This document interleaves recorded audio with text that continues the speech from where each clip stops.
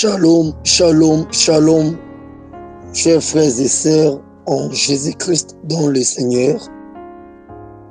C'est bien moi, Pasteur Alain Goma, je viens continuer avec ce témoignage. J'avais commencé la première partie qui était juste l'histoire de ce qui s'était passé pour te permettre d'avoir une idée de quoi s'agissait-il. Mais ce qui est très important, c'est de donner aux enfants de Dieu ce qui va les avertir pour qu'ils ne tombent pas dans le piège du diable. Et ce que je donne, je dis très haut et je le répète, ce sont les enseignements que le diable a donnés à ses serviteurs qui ont créé des églises et il donne ces enseignements pour détruire les enfants de Dieu. Tu seras surpris quand tu vas suivre ces enseignements qu'il y a beaucoup de ces enseignements qui sont donnés aujourd'hui dans nos églises. Cependant, ce ne sont pas des enseignements qui sont inspirés du Saint-Esprit. Ce ne sont pas des enseignements qui viennent de Jésus-Christ. Le diable les a pris et le diable a déposé tous ces faux enseignements dans les églises pour amener les gens en enfer. Tu verras que ces enseignements n'ont pas son sens dans la Bible, mais ils les tirent de la Bible. Dès que tu es dans une église et tu vois qu'on prêche la parole de Dieu, comme tu vas les écouter dans ces enseignements, c'est pour t'avertir pour ne plus partir dans de telles églises. Faites attention. Je les appelle les faux enseignements. Je les appelle l'évangile de l'erreur. Il ne faut jamais croire à cela. Faites attention. Comme je disais, il m'avait formé pour que je devienne le pasteur qui devait remplacer les blancs, le pasteur blanc, et qui devait devenir le pasteur qui doit gérer tous les occultistes qui camouflent, qui se cachent derrière la Bible. Et Jésus-Christ m'avait fait grâce de me libérer, de me délivrer pour que je ne serve pas le diable. Et Dieu m'avait prévenu que je devais apprendre ces faux enseignements. Après un moment, il va me faire quitter, me faire sortir de cette église-là. Et plus tard, ces enseignements que j'aurais pris devaient aider les enfants de Dieu, surtout les serviteurs de Dieu, pour ne pas être pris au piège de l'ennemi, au piège du diable. Alors, quels sont ces faux enseignements?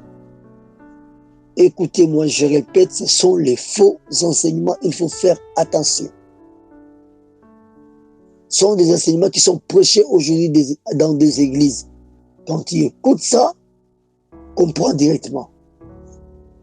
Et je demanderai aux hommes de Dieu souvent qui suivent dans des télés, dans des radios, dans des médias, dans les internets, des prédications qui sont prêchées par d'autres pasteurs, c'est bon. Mais quand il suit, il faut avoir l'oreille spirituelle, l'oreille du Saint-Esprit, l'oreille de l'Esprit, pour discerner les vrais et les faux.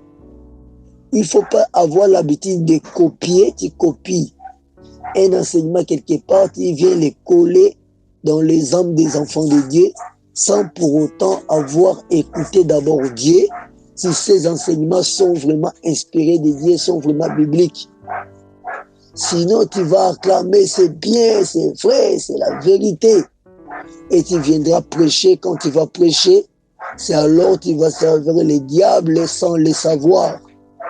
Faites attention, s'il vous plaît. Suivez ces enseignements.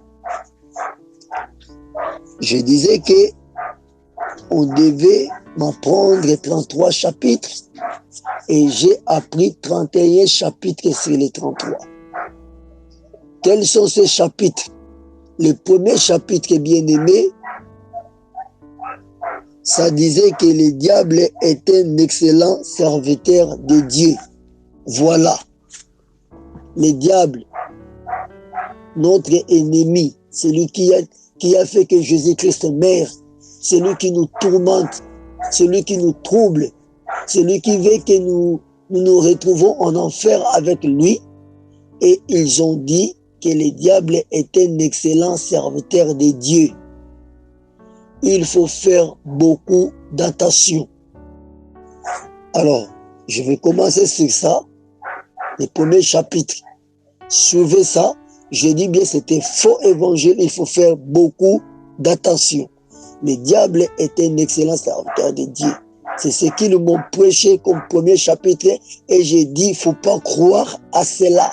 Si tu rencontres un pasteur prêcher ça, il va prendre quelques phrases et il les dépose dans la tête des enfants de Dieu parce qu'il ne saura pas donner tous ces enseignements du début à la fin des pères que les enfants de Dieu s'opposent à lui. Il va prendre seulement quelques phrases, il te donne et les phrases que tu dois recevoir vont rester branchées dans ta tête. Et chaque fois, ça va revenir, ça va revenir, ça va revenir. Jusqu'à la fin, tu vas te perdre. Il faut faire beaucoup d'attention. Qu'est-ce qu'ils m'ont enseigné dans ce chapitre? Qu'ils ont dit que le diable était serviteur, était un excellent serviteur de Dieu. Écoute ce qu'il me disait. C'est bien, merci bien aimé. Là, je commence avec le premier chapitre, que ces faux serviteurs enseignés par les diables disposent aux enfants de Dieu pour les amener en enfer. Je dis bien, c'était faux message. Une évangile de l'erreur. Une évangile de l'erreur que tu ne dois pas croire à cela. Quel est ce message? Le diable était un excellent serviteur de Dieu. Voilà les chapitres. Qu'est-ce qu'il disait par là? Il me disait ceci. Il faut éviter de menacer les diables. Il ne faut pas menacer les diables. Il y a beaucoup des enfants de Dieu qui s'attirent de sérieux problèmes dans leur vie parce qu'ils menacent les diables, parce qu'ils s'attaquent au diable. Ils m'ont dit, il faut observer avec attention. Tous ceux qui menacent les diables par leur prière, si tu les observes de près, tu vas comprendre qu'ils mènent une vie difficile. Tu vas comprendre qu'ils souffrent sérieusement. Pourquoi? C'est parce qu'ils servent Dieu. Au lieu de servir Dieu seulement qu'ils s'arrêtent là, ils servent Dieu. Entre-temps, ils combattent les diables.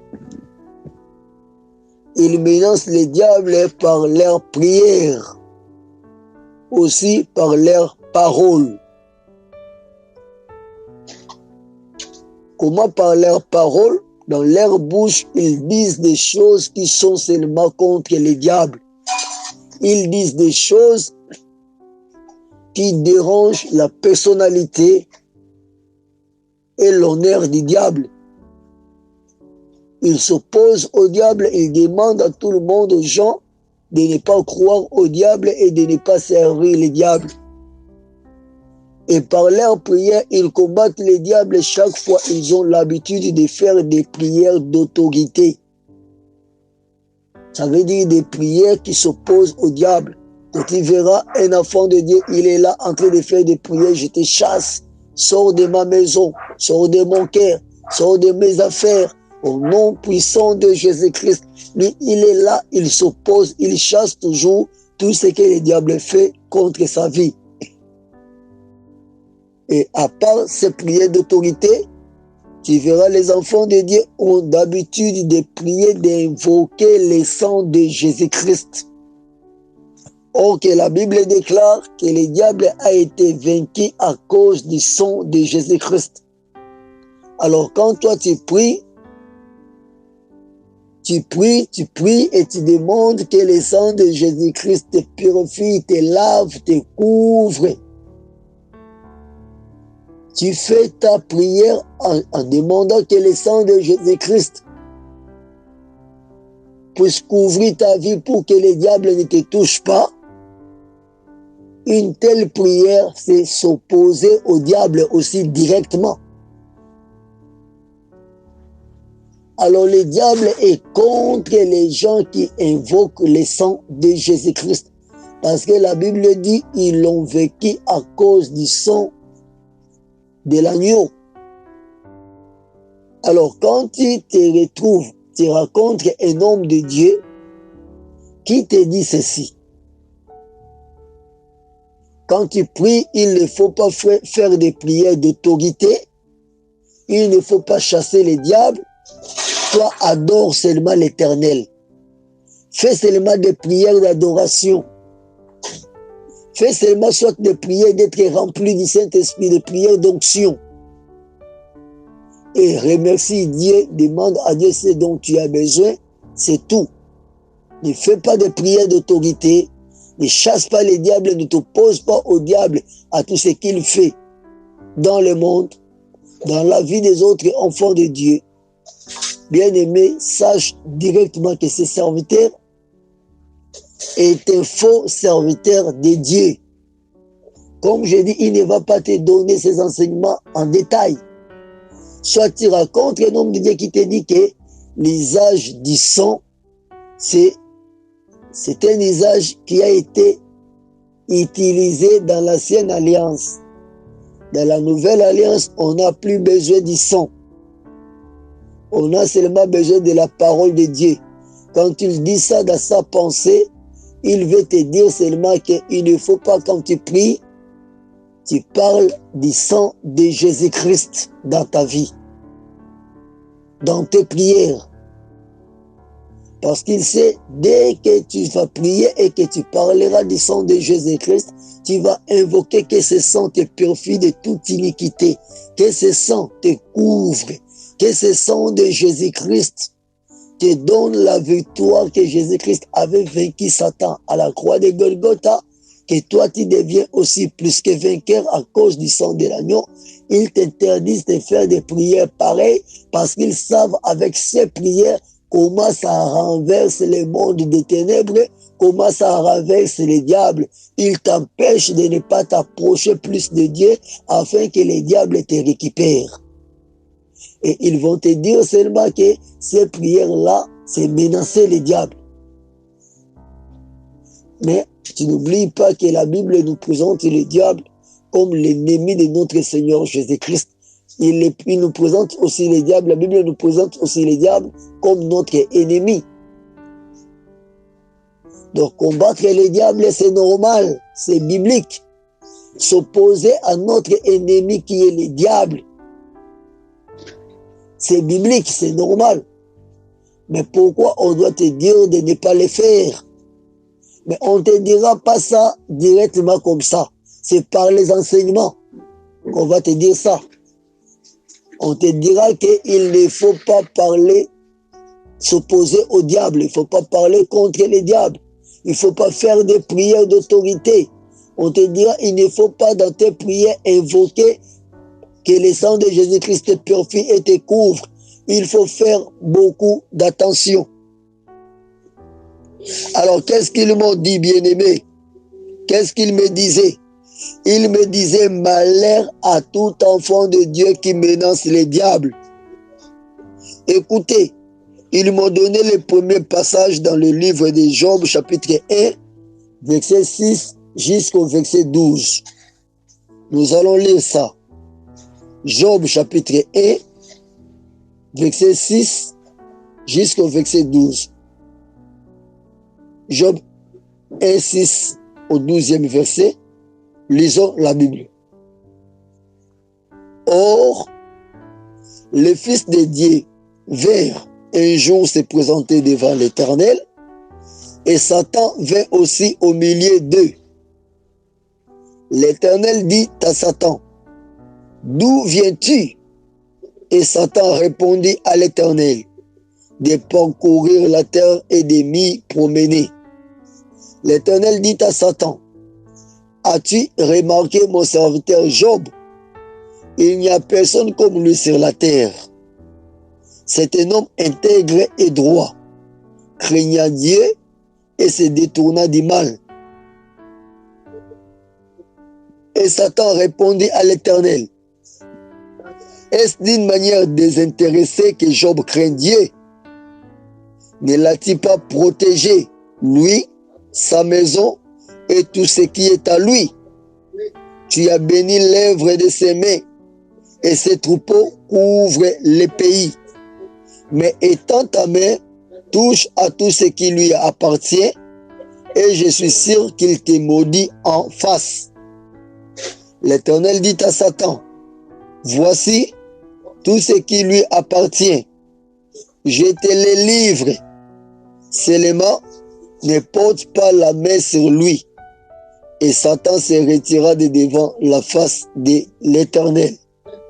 La parole du Seigneur que j'ai tirée dans les Saintes Écritures, Louis II. Bien-aimé, qu'est-ce qu'il va remarquer? Qu'est-ce qu'ils m'ont dit? C'est ce qu'ils font pour essayer de convaincre les gens afin de les amener en enfer. C'est les faux évangiles. Attention avec ça. Qu'est-ce qu'ils m'ont dit? Ils m'ont dit, dans le livre de Job, chapitre 1, verset 6 au verset 12, tu verras l'Éternel en train de parler avec les diables, avec Satan. Et il parle avec Satan où? Au ciel. C'est ce qu'ils m'ont dit. Comment? Ils m'ont dit, la Bible dit bien, un jour, les fils de Dieu vinrent se présenter devant l'Éternel, et Satan vint aussi au milieu d'eux. Donc, il y avait une rencontre de l'Éternel avec ses enfants. Subitement, le diable aussi est venu se présenter dans cette réunion, dans cette rencontre. Ils ont commencé par me dire ceci. Quand tu lis déjà le livre de Job, chapitre 1, verset 6, qui dit que le diable était allé se présenter dans une réunion que Dieu devait rencontrer ses enfants. Comment Dieu pouvait permettre au diable de se présenter là où lui devait rencontrer ses enfants? Si le diable est vraiment son ennemi, voilà maintenant les erreurs où ça commence. Il disait quoi? Si le diable est ennemi de Dieu, exemple, tu es un papa, tu as tes enfants que tu gardes, tu sécurises, et tu devais rencontrer tes enfants. Tu as aussi un ennemi. Tu sais qu'il est là pour détruire tes enfants, pour faire du mal à ta famille. Pendant que tu rencontres tes enfants dans une réunion, tu vois ton ennemi venir assister dans la même réunion. Tu vas continuer la réunion, ou bien tu vas faire quoi? Tu vas permettre à tes enfants de suivre ce que tu es en train de leur dire. Au même moment, ton ennemi aussi va les suivre avec tes enfants. Non, tu ne feras pas ça quand même. Qu'est-ce que tu vas faire? Soit il n'y aura plus réunion, soit tu commenceras d'abord par chasser ton ennemi, qu'il aille loin de tes enfants. Qu'il aille loin de tes enfants pour ne pas les détruire. Donc, voir ton ennemi ensemble avec tes enfants sera un danger. Pas seulement pour toi, aussi plus pour tes enfants.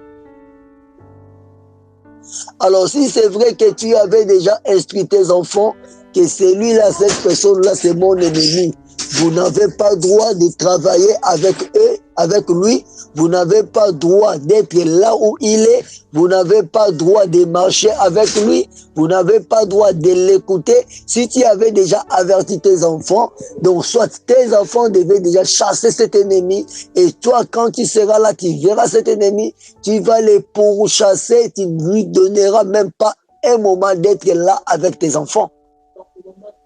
Parce qu'il est ton ennemi, il est aussi l'ennemi de tes enfants.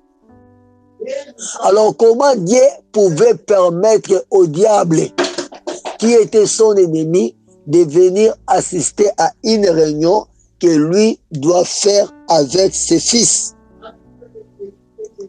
C'est pour dire quoi? Et pendant la réunion, ils ont parlé des choses et des choses. Et la réunion là s'est faite à des reprises.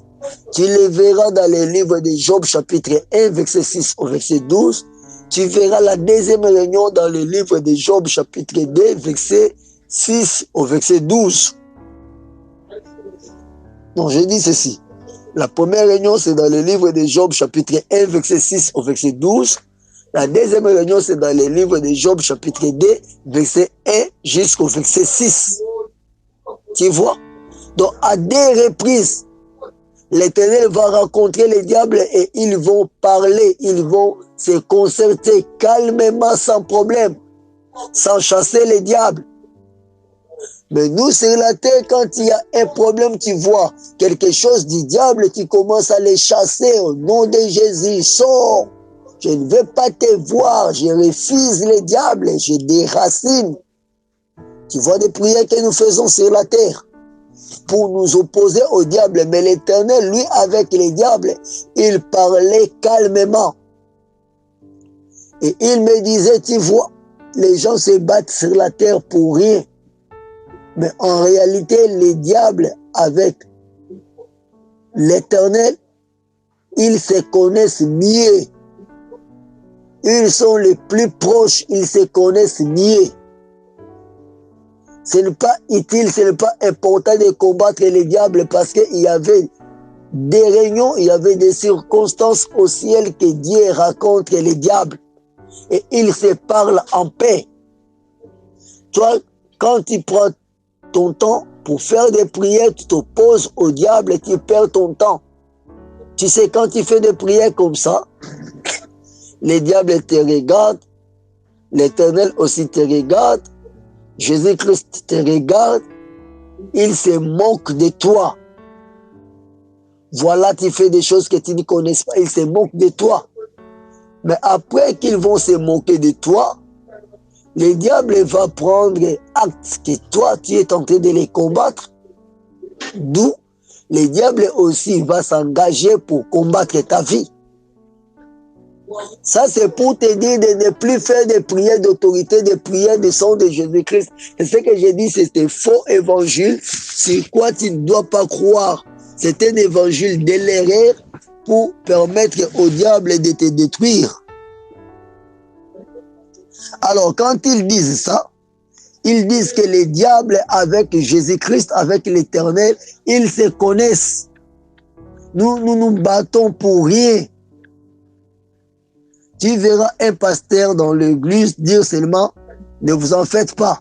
Tout ce que nous sommes en train de vivre, les diables avec Dieu, tous deux se connaissent. Nous nous battons pour rien. Nous faisons des efforts pour vivre dans la sanctification, dans la sainteté, éviter les péchés, faire ceci ou cela. Les diables étaient des ennemis géants. Il faut les terrasser, il faut la battre, il faut les chasser. Tout ça sont des distractions. Voilà ce qu'il me prêchait, ce qu'il me disait pour me convaincre de servir Jésus-Christ avec les diables.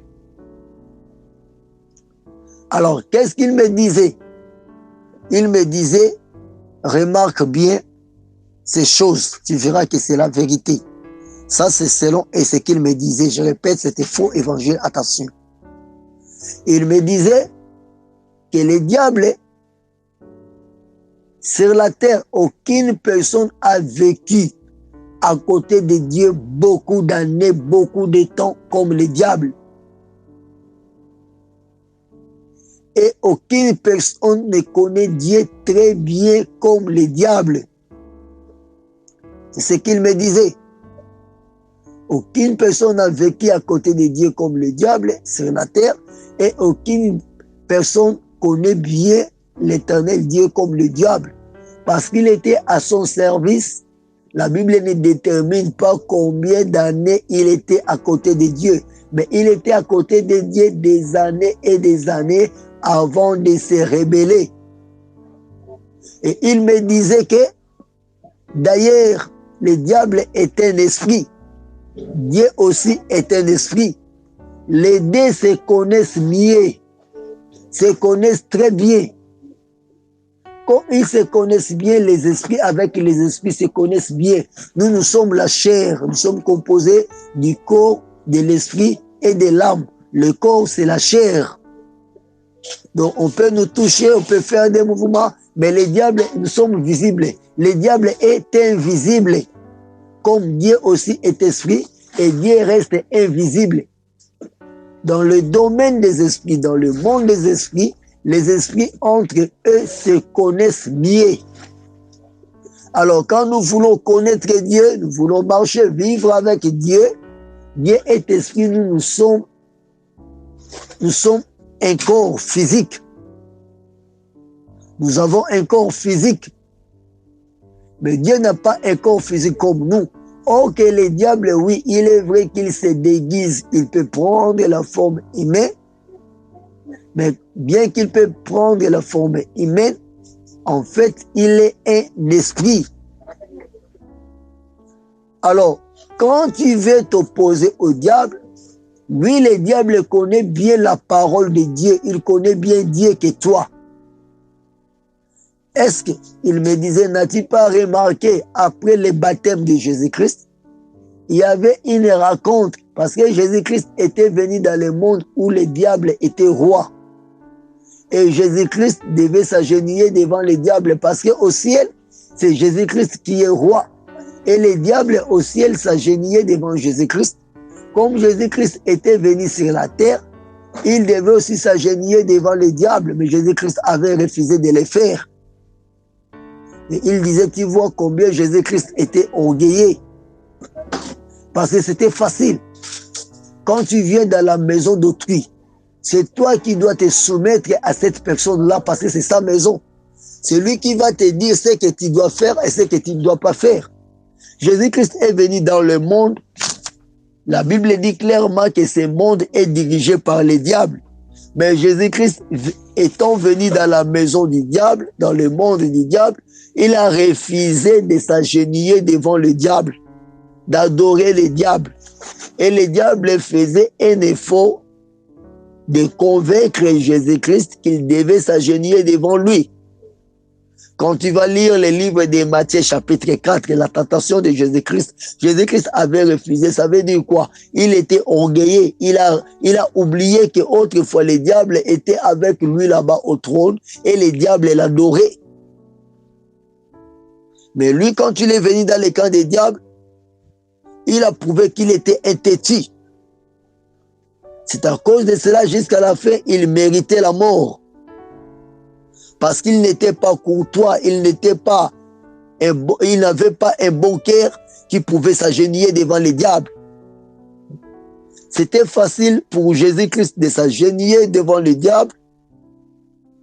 S'il pouvait s'agenouiller devant les diables, il devait faire son travail calme, sa mission calme. Alors pour dire quoi? C'est pour dire aux enfants de Dieu, s'agenouiller devant Dieu n'est pas mauvais, s'agenouiller aussi devant les diables n'est pas mauvais. Voilà le faux évangile. Et il me disait que le diable est un excellent serviteur de Dieu. Donc il n'y a pas un serviteur de Dieu sur la terre qui soit si fort comme le diable. Voilà le faux évangile. Ça commence, bien aimé.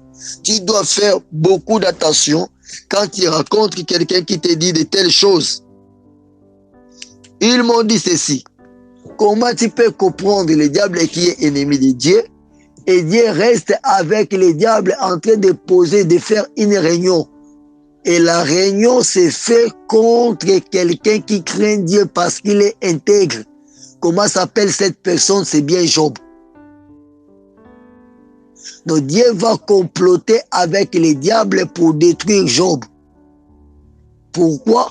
Parce que Job craint Dieu. Donc la cause qui a fait que Dieu puisse livrer Job à Satan, parce que la Bible dit, c'est Dieu lui-même qui avait livré Job à Satan. Si tu vas lire dans le livre de Job, chapitre 1, au verset 11, je crois. Non, verset 12. Job 1, 12. L'Éternel dit à Satan, nous lisons la Bible. Job 1, 12. L'Éternel dit à Satan, voici tout ce qui lui appartient. Voici tout ce qui appartient à Job. Je te les livre. Seulement ne porte pas la main sur lui. Et Satan se retirera de devant la face de l'Éternel. Je te les livre. Tu vois? Donc c'est l'Éternel qui a livré Job à Satan. Pourquoi? C'est parce que Job craignait Dieu. C'est parce que Job était intègre.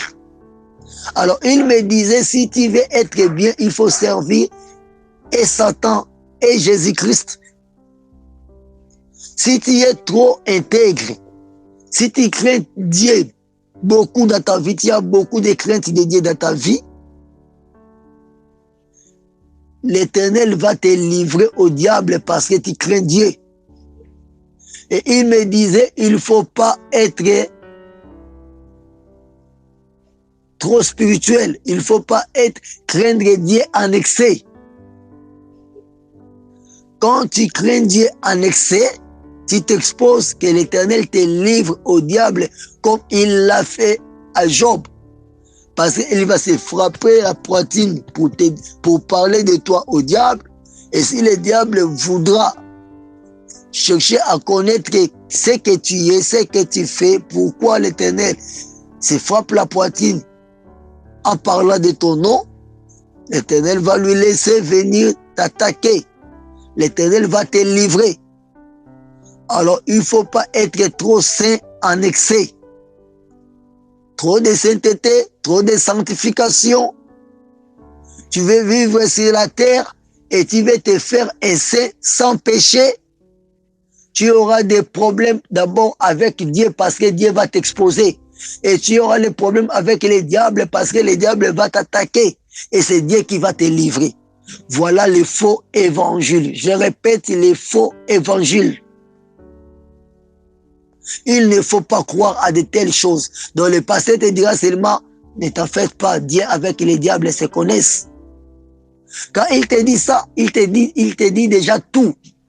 Un jour, quand tu auras des problèmes qui ne vont pas marcher, tu diras, bon, je me bats pour rien. D'ailleurs, mon pasteur m'avait dit que Dieu et les diables se connaissent. Et ça sera maintenant la porte que tu dois ouvrir, tu vas ouvrir pour commencer de marcher un pas vers les diables, pour commencer de marcher un pas vers la perdition. Attention au faux évangile, à l'évangile de l'erreur. Ils m'ont donné un exemple du football. Quel disait cet exemple? Vous verrez des équipes de football. Exemple, Real de Madrid à l'époque avec Barcelone.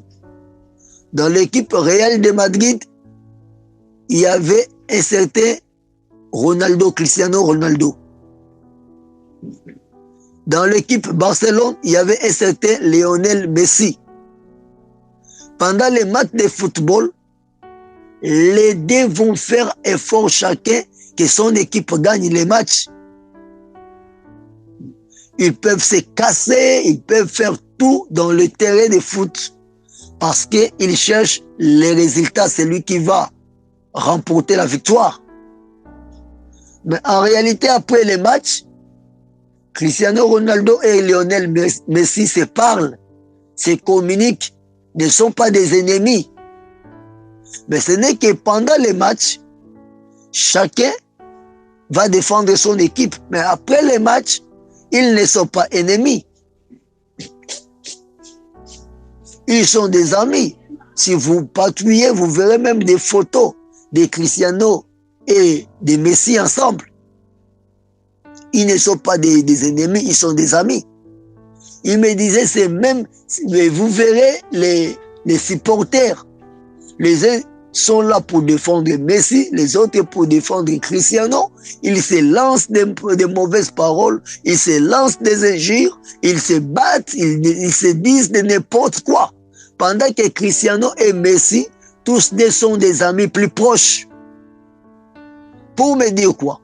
Pour me dire que toi, quand tu es du côté de Dieu, dans le camp de Jésus-Christ, tu t'opposes à ceux qui sont du camp du diable, vous vous lancez des mauvaises paroles, vous vous lancez des injures, vous vous lancez, bien que les enfants de Dieu n'injurient pas les enfants du diable, et de leur côté, ils nous injurient, ainsi de suite, vous lancez des mauvaises paroles, tout ça, ça ne vous aide pas, ça ne construit de rien.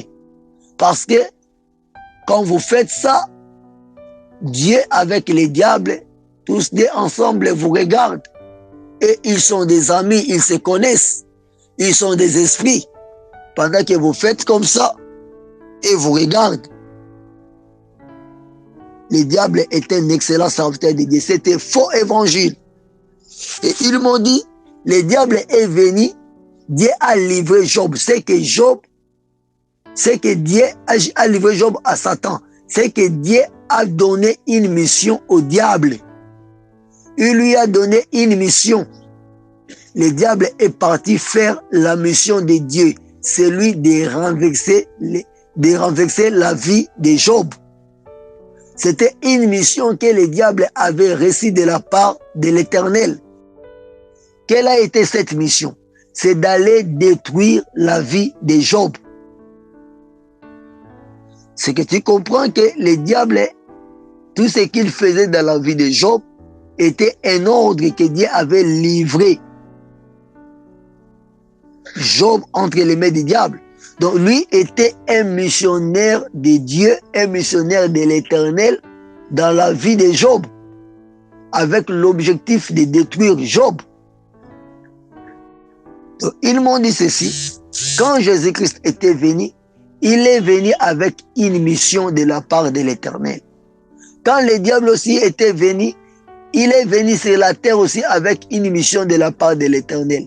Et Jésus-Christ et les diables, tous deux sont des missionnaires de Dieu, sont des missionnaires de l'Éternel, chacun à son rang. Il ne faut pas combattre l'un et l'autre, chacun fait son travail. Jésus-Christ, dans la mission qu'il a reçue de Dieu, il est en train de gagner une lignée derrière lui, un peuple derrière lui, qu'il va présenter à Dieu au dernier jour. Le diable aussi, dans sa mission, il est en train de gagner un peuple derrière lui, qui va finir à la fin, il va présenter ce peuple devant l'Éternel. Chacun a son travail, chacun a sa mission. Mais les deux, ils se connaissent, et Jésus-Christ et le diable, chacun d'eux connaît la mission qu'il a de la part de Dieu. Attention, si quelqu'un te dit ça, il faut dire non. Le diable n'est pas un missionnaire de Dieu.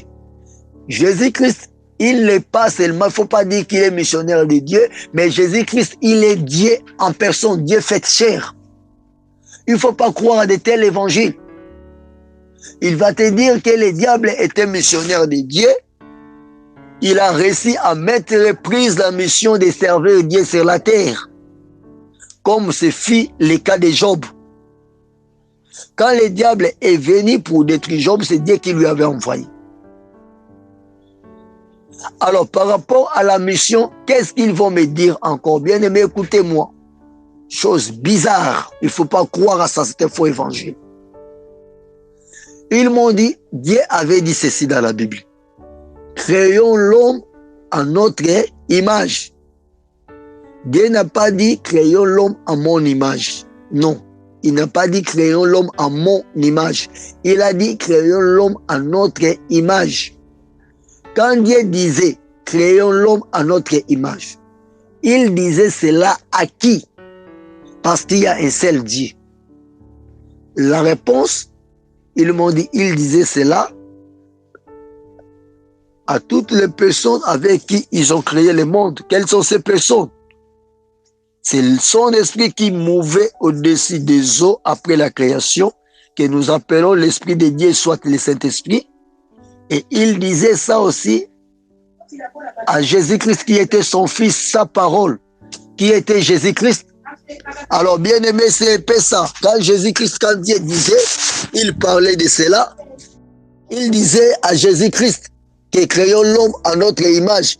Il disait au Saint-Esprit, créons l'homme à notre image. Alors, comme il disait ça, il a créé l'homme. Quand il a créé l'homme, le diable, Lucifer, était au service d'adoration au trône de Dieu. Et le diable, qui était le chef de ce service, il écoutait Dieu dire ça, il a vu comment Dieu a créé l'homme, parce que le diable existait déjà. Je dis ce qu'ils m'ont dit. Faux évangile. Alors, quand ils sont arrivés que les diables devaient maintenant adorer Dieu, et le monde que Dieu a créé, avec toutes les créatures que Dieu a créées, ne connaissaient seulement Dieu qui les avait créés. Parce qu'après avoir créé l'homme, Dieu va dire à Adam que Adam ne mangera pas le fruit de l'arbre de connaissance du bien et du mal. Et Dieu venait chaque soir rencontrer Adam dans le jardin d'Éden. Il parlait avec Adam. Et après avoir créé Ève, il les rencontrait tous deux dans le jardin d'Éden. Et Adam, qui veut dire l'homme et la femme, ne connaissaient seulement que Dieu. Cette parole-là de dire que faisons l'homme, créons l'homme à notre image, Adam n'avait pas un problème avec ça, il connaissait seulement les créateurs, qui était Dieu son créateur. Mais qu'est-ce qui s'était passé? Alors comment Dieu, qui a créé l'homme, il n'était pas seul, ils étaient à trois, et il veut que l'homme puisse les reconnaître seul. Alors s'il devait continuer comme ça plus tard, cela devait susciter encore une rébellion, une opposition. Parce qu'un jour, le Saint-Esprit avec Jésus-Christ, avec la parole de Dieu, avec Jésus-Christ, devait comploter contre les créateurs pour lui dire comment toi tu as créé, nous avons créé tous les mondes, mais on te reconnaît seul, nous on ne nous reconnaît pas. Alors d'où Dieu devait faire que le monde puisse connaître ces autres personnes à qui il disait que créons l'homme à notre image.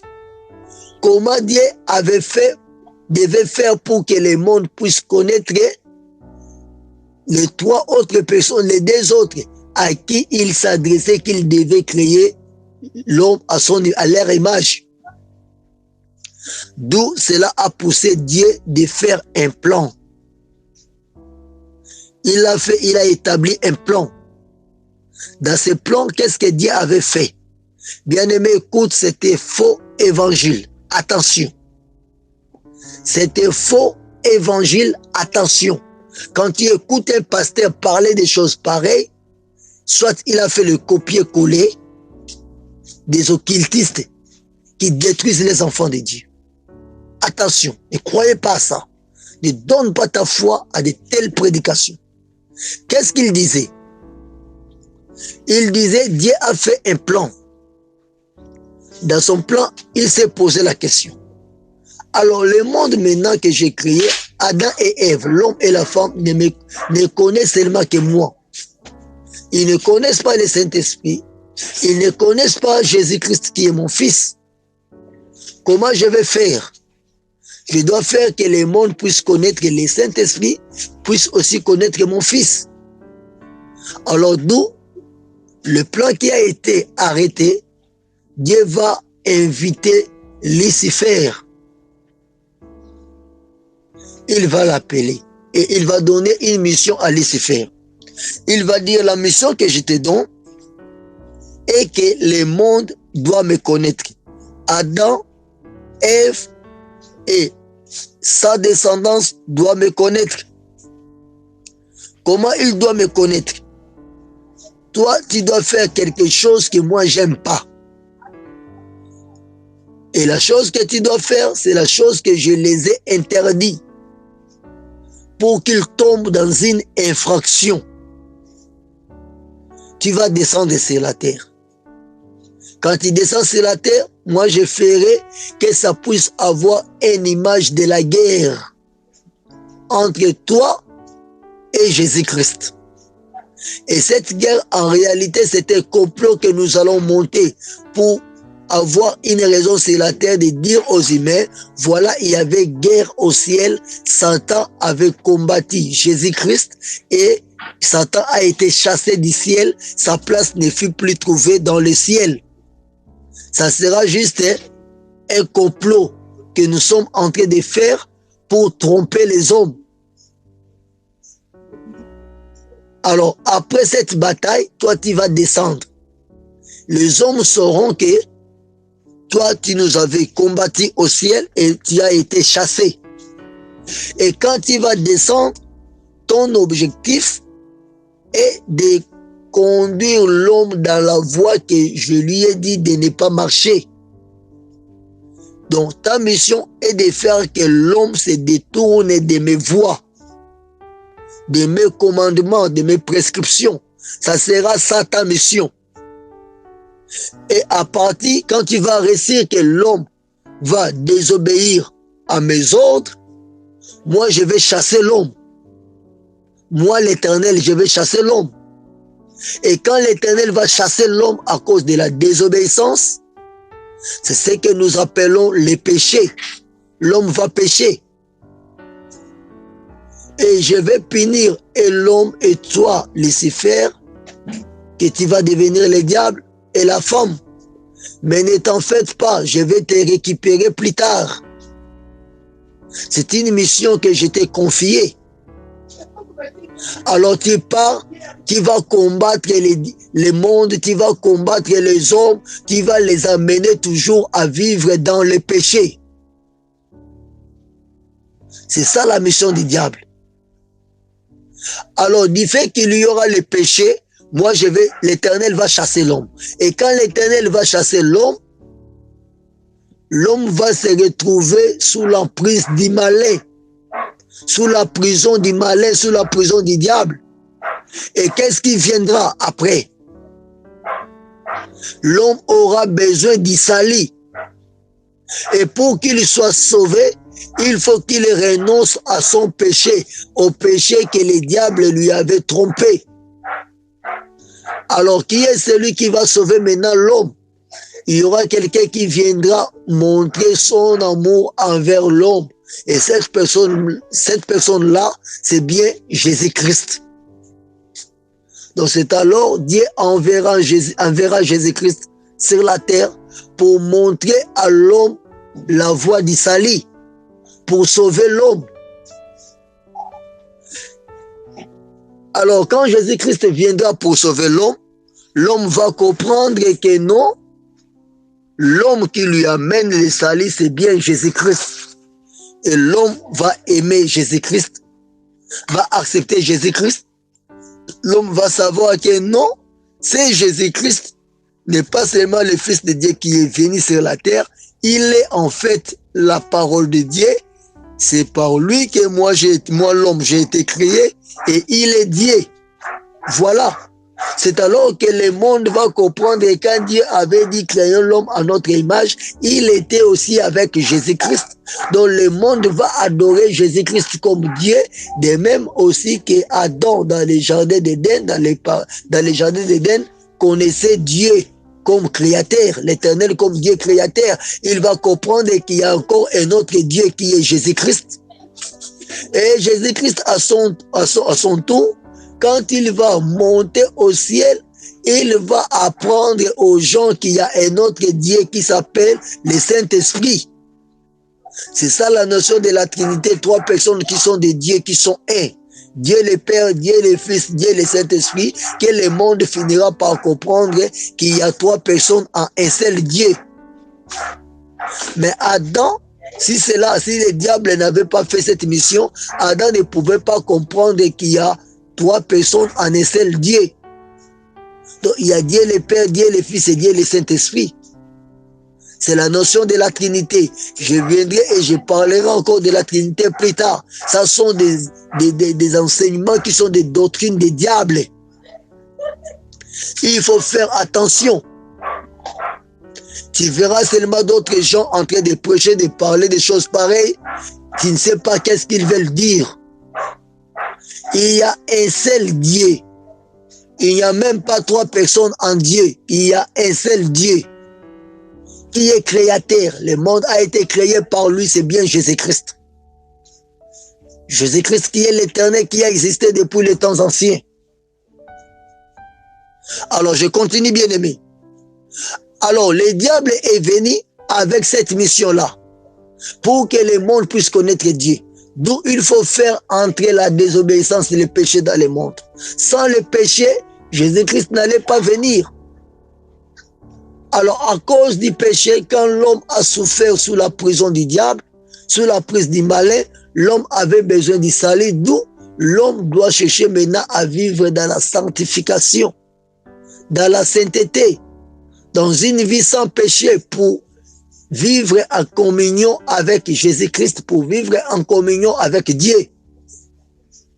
Alors, en cherchant à vivre dans la sanctification, l'homme doit maintenant adorer Jésus-Christ comme son Dieu. Voilà la mission du diable. Alors, ça permet aussi au diable de faire la publicité de Dieu sur la terre. Ils m'ont dit, admettons que le diable n'existe pas. Donc sur la terre, le diable n'est pas là. Admettons ça. Alors quelle sera l'utilité de Dieu? Parce que les hommes ne vont plus aller à l'église. Les hommes ne vont plus prier. Alors quelle sera la place de Dieu? Donc le diable doit exister. Le péché aussi doit exister pour que les hommes cherchent maintenant Dieu. Si le diable n'est plus là, il n'y aura plus de péché. Pourquoi on doit chercher Dieu? Parce que Dieu sera saint. Ils m'ont dit, au jardin d'Éden, Dieu était seul avec Adam et Ève. Il n'avait pas d'impact.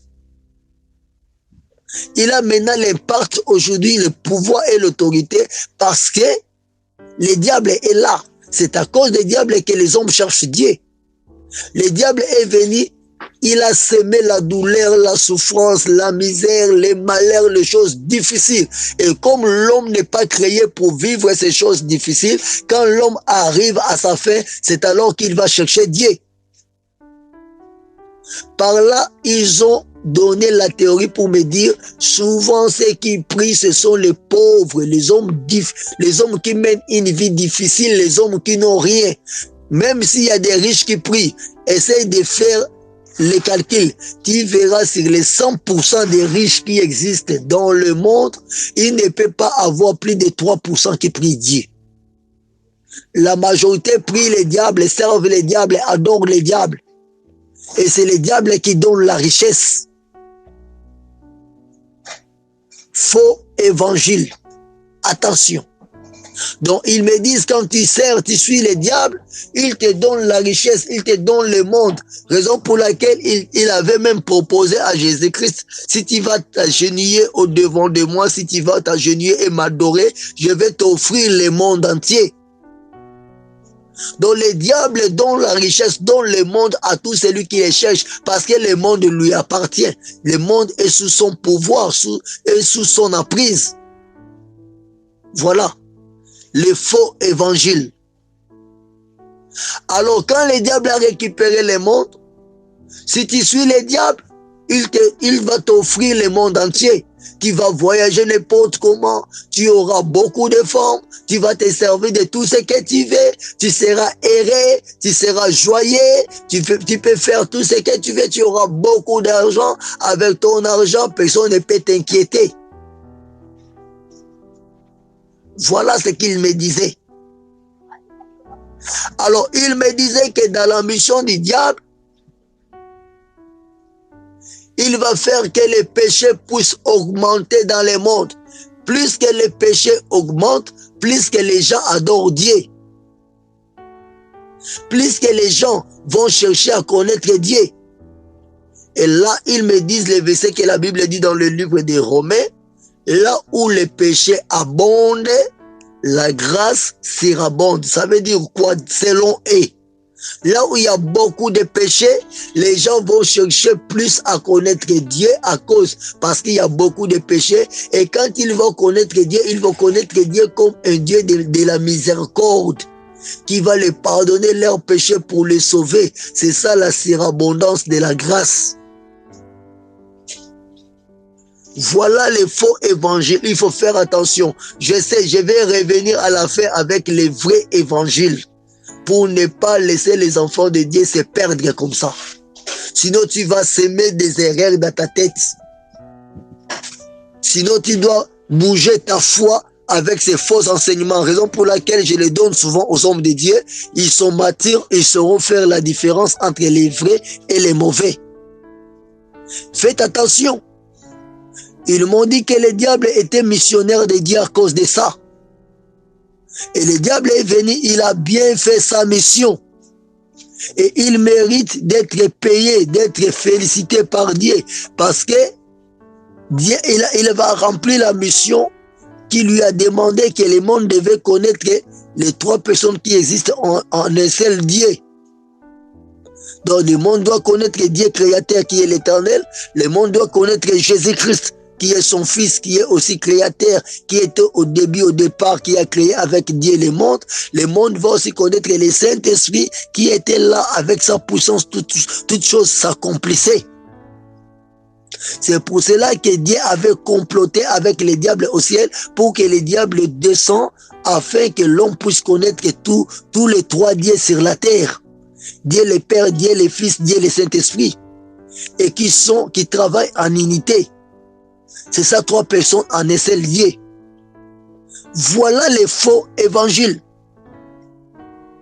Je sais que tu vas me poser la question, est-ce que tu veux dire quoi? La Trinité est démoniaque. La Trinité est du diable.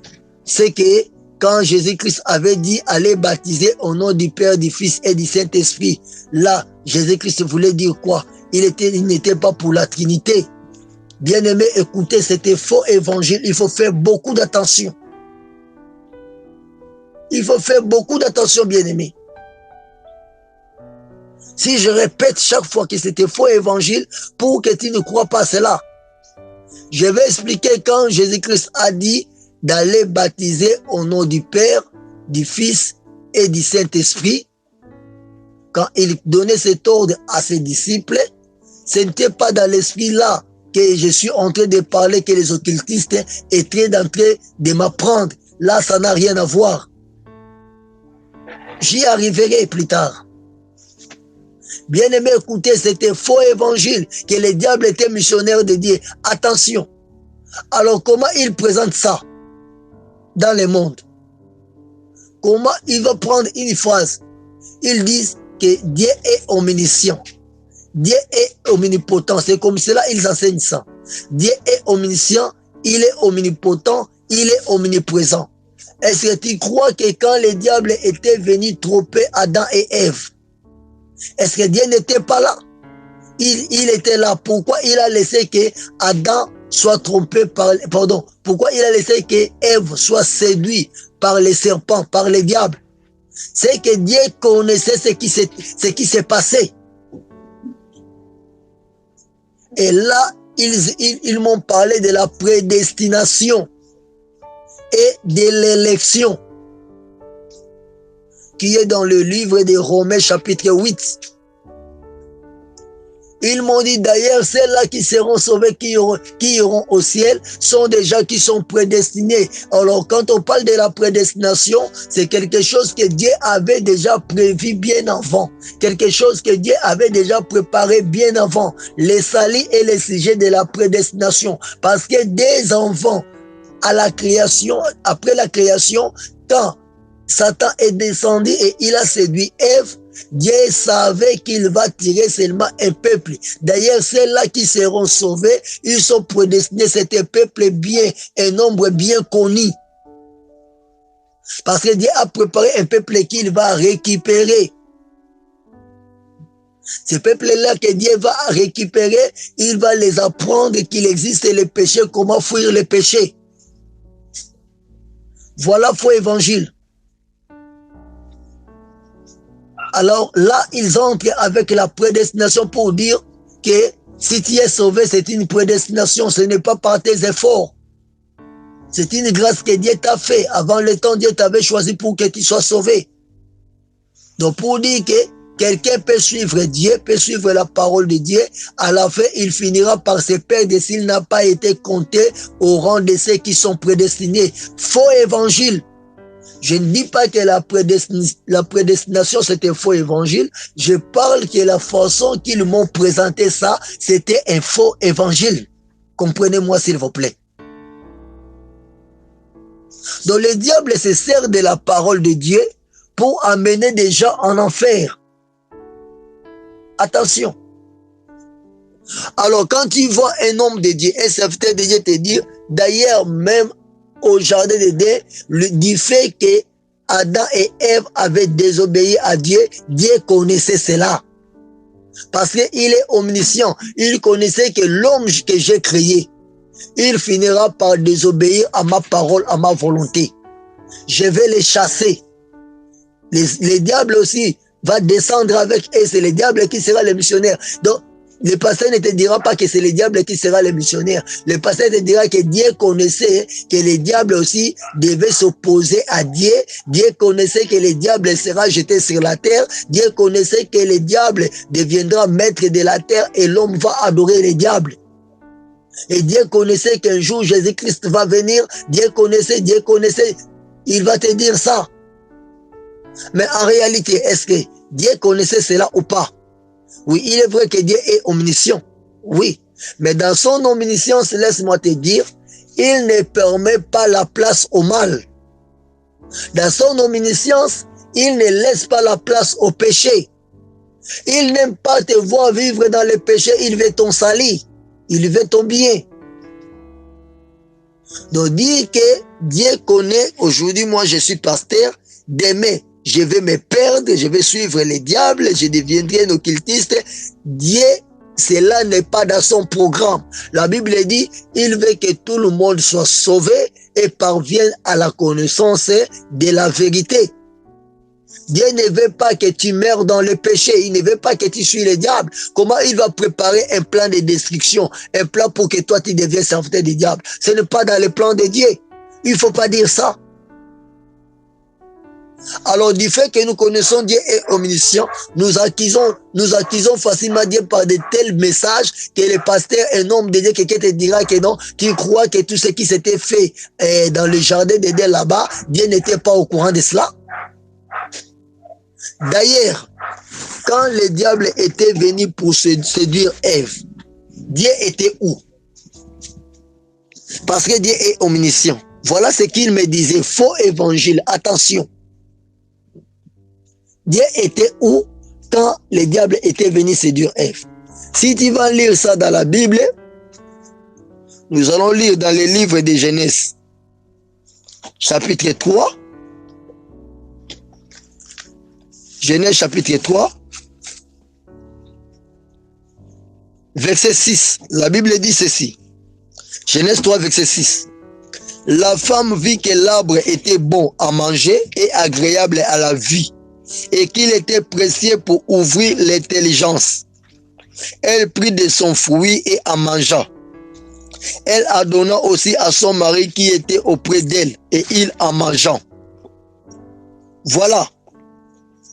La Bible dit que la femme avait vu que l'arbre était agréable et bon à manger. Agréable à la vie et bon à manger. Il a pris de ses fruits, il a mangé, il a donné ça à son mari qui était auprès d'elle. C'est que son mari, c'est qui? C'est Adam. Donc Adam était là à côté de la femme quand le serpent était venu pour séduire Ève. pourquoi Adam n'avait pas chassé les serpents? Parce qu'il était là à côté d'Ève. Et Dieu lui-même était où? Parce qu'il est omniscient. Viens regarder ce qui s'est passé. Pourquoi Dieu n'avait pas empêché les serpents? Non, au ciel, tu as combattu contre Jésus-Christ, tu as été battu, tu as été vaincu, tu es descendu sur la terre, tu veux maintenant détruire Ève, tu veux détruire Adam et Ève. Non, il devait les empêcher. Pourquoi Dieu les avait laissés de faire cette œuvre de séduire Ève et Ève aussi de donner à Adam? Le fruit et Adam était là où présent, où on séduisait Ève par les serpents. Personne ne pouvait empêcher l'autre. Pourquoi? C'était une complicité entre Dieu et le diable. Voilà les faux évangiles. Il faut faire beaucoup d'attention. Et il me disait que le diable a bien fait sa mission jusqu'à aujourd'hui. Il continue à faire sa mission. Lui, dans sa mission, il a son carnet de la mission qu'il remplit par rapport aux ordres de sa mission. Jésus-Christ aussi était venu avec son carnet dans sa mission. Tous sont des serviteurs de Dieu, mais chacun dans sa mission. Attention, je ne veux pas que tu sois convaincu comme si ce que j'ai dit, c'est ça le vrai évangile. Attention. Il ne faut pas accepter ce que le diable est en train de détruire les gens. Si je te donne ça pour que tu deviennes maintenant éveillé. Je dis bien qu'à la fin, avant de passer au deuxième chapitre, je vais donner les vrais évangiles, soit la vraie évangile. Le diable n'est pas un excellent serviteur de Dieu. Et ils m'ont dit que le diable a fait cette mission 2 fois. 2 fois. Là, tout ce que j'ai dit, c'est dans le livre de Job, chapitre 1, verset 6 à 12. Tu verras dans le livre de Job, chapitre 2, verset 1 au verset 6, le diable va revenir vers Dieu pour faire les rapports de la première mission qu'il avait faite et prendre encore l'ordre de la deuxième mission. Et là, je vais continuer demain. Donc je ne serai pas trop vite, je suis calme, je pars petit à petit parce que beaucoup de gens vont me suivre. Je donne tout ce qu'ils m'ont appris. Et ça, je ne donne pas pour que tu crois à cela. Je dis bien à la fin, je vais parler du vrai évangile. Pour ne pas te faire perdre. Et je dis ça pour que tu ne crois pas à cela, pour que tu deviennes éveillé. Quand tu écoutes tout ce que je te préviens que les hommes de Dieu disent dans les églises par rapport à ces chapitres ici, à ces livres ici, et tous les chapitres que je parle, par exemple le chapitre 1, le diable est un excellent serviteur de Dieu. Je te dis, c'est tout un livre qui m'a pris plus de 6 mois pour apprendre ça. Alors, moi je te donne comme un chapitre parce que je parle des choses qui sont utile. Je tire et je parle de cela. Faites attention. Ne crois pas à cela, s'il te plaît. Ne crois pas à cela, s'il te plaît. C'est un faux évangile. Et je te présente même les façons d'où les pasteurs se servent de cela. Et si toi, un jour, dans ta tête, tu t'es dit telle chose, il faut savoir, c'est l'inspiration du diable qui avait passé par ta tête. De même que la parole de Dieu passe à la tête des enfants de Dieu, de même que les inspirations du monde des ténèbres passent aussi dans les têtes des enfants de Dieu sans avoir été formés aussi par le diable là-bas. Il faut faire beaucoup d'attention et beaucoup d'attention alors. Que Dieu te bénisse, bien-aimé. Aujourd'hui, je m'arrête ici. Demain, je viendrai avec la deuxième mission quand le diable va rentrer, revoir Dieu pour parler, donner rapport à sa première mission et prendre l'ordre de la deuxième mission. C'est toujours dans le même chapitre 1 qui parle que le diable était un excellent serviteur de Dieu.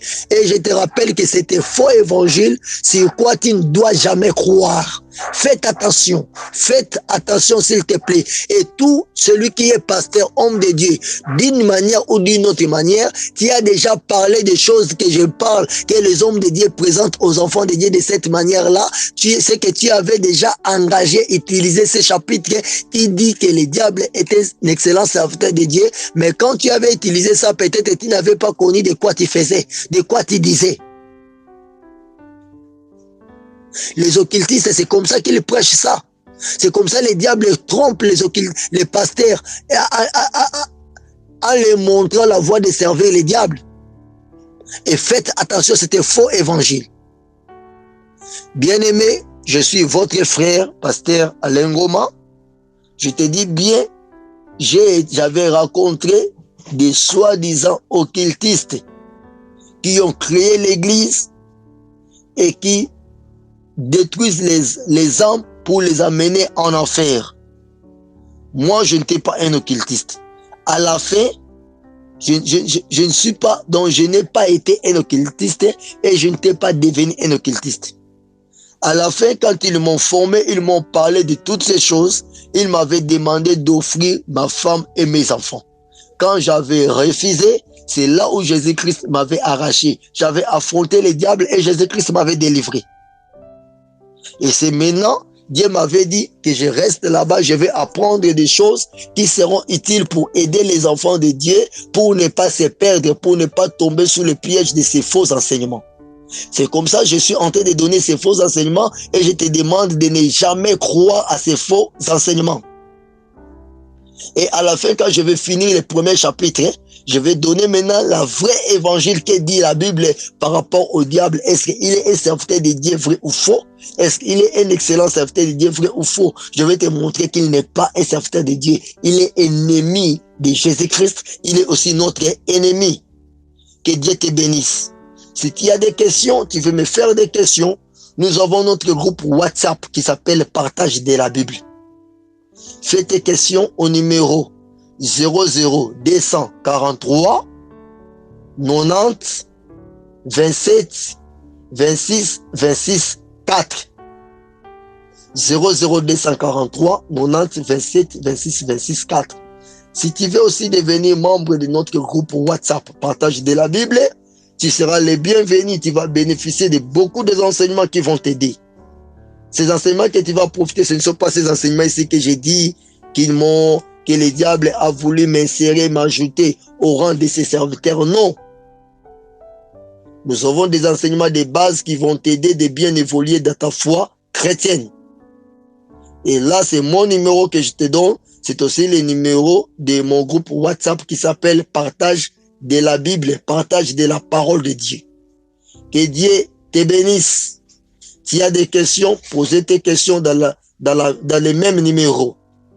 Que Dieu te bénisse. Demain, je vais continuer avec le premier chapitre. Je ferai la suite. Pour aujourd'hui, on s'arrête là. Et demain, nous aurons la suite. Que Jésus-Christ te bénisse. Demeure béni au nom de Jésus-Christ. Amen.